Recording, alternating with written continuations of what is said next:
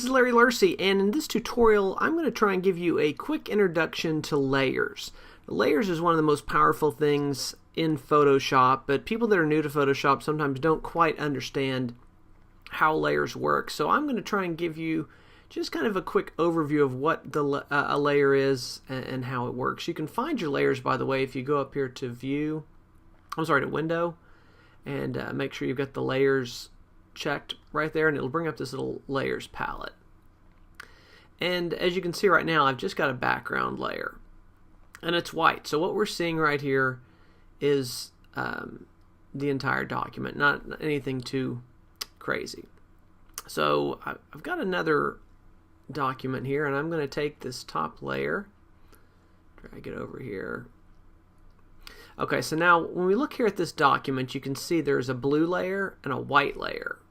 You get here where I kind of move this around, and you can see that because it's not transparent, it's solid color, that where this layer is, and you can kind of see in my preview here, it is wherever it's covering up, that's where I can see this layer.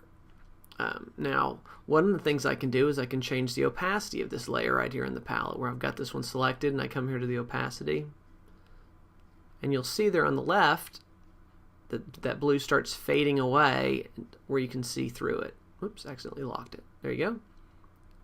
All the way back up to full strength. Put it right there where it's covering up the white. Now we can't see the white at all. The blue completely covers it. White's still there underneath. I can turn it off right here. This little eye means whether it's visible or not. For example, I can make the white one invisible, but it doesn't matter because we can't see through the blue anyways. But I can turn the blue off. Now I can see the white. And basically, you'll go about stacking these colors. I'm going to bring in another one, bring in a yellow. And so I've got the yellow over here.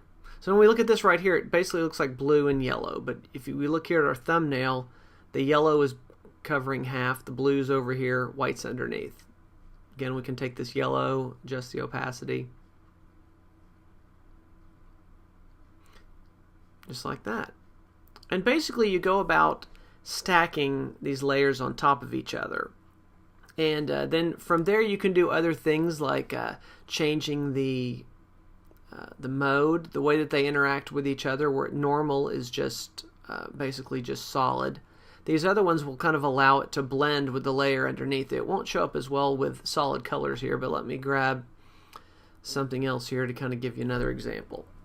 Got this portrait of this girl sitting just on a gray background. Well, one of the things you can do, if you look over here at the thumbnails, this thing next to it is a layer mask. You basically access those from right down here, this little button.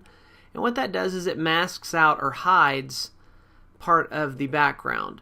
So anything that has been masked out with black basically disappears. And that's what these little checker boxes are. It means there's nothing there. Here's how we would take a look at that is, take for example these clouds. And you can see the cloud layer is on top. So it is covering up the angel and the background, everything is on top. But I can take it right here and drag it down below her. Now she is sitting on top of it. And let's just crop in a little closer here, just so we're working with a little bit smaller area here. Alright. So now we've got the angel on top of the clouds. There's still some stuff through here that we need to clean up a little bit, but let's take a look at this layer mask here. And what you do is, when you've got that selected, you basically just switch to a black brush. Let me get just a regular brush here. And with this brush, anything you erase basically becomes transparent. I'm going to Command Z, undo that. But right here, anything you want to keep, you paint white. Anything you want to get rid of, you paint black. And that allows you to go through, and if you say, well, I don't want this little extra hair on top, or whatever you want to do, you just brush it right away. Just like that. If you decide there's something you want to bring back, you just switch to white right here, and we can bring it back. So again, she's visible because she's on top of the clouds, The cloud, the gray around her is not visible because it's been masked out right here. Let's look at one more thing we can do to this. Bring in another layer here, put on top, and this is just kind of a texture. Just spread this out on top real quick. Now, as you can see, this texture is completely covering her. We can't see her. She's there underneath if we slide it out of the way. But what we're going to do here is change the blending modes up here. From normal to, let's try maybe the overlay. There we go. We can try the soft light. And you can see it's still affecting the image if we turn it off and on. It's giving the whole thing kind of a warm tone to it. It's put this texture into the clouds. Kind of brings it all together a little bit more.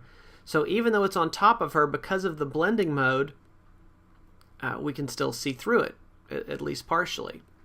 And so that's how you kind of go about building up these layers of things on top. If we go back to our blue that we had before, and I take this blue layer and drag it on top, you can see where it is, it's covering her up. Move it around, covering her up. I could change the mode, for example, to color, where it just lets the blue color go through.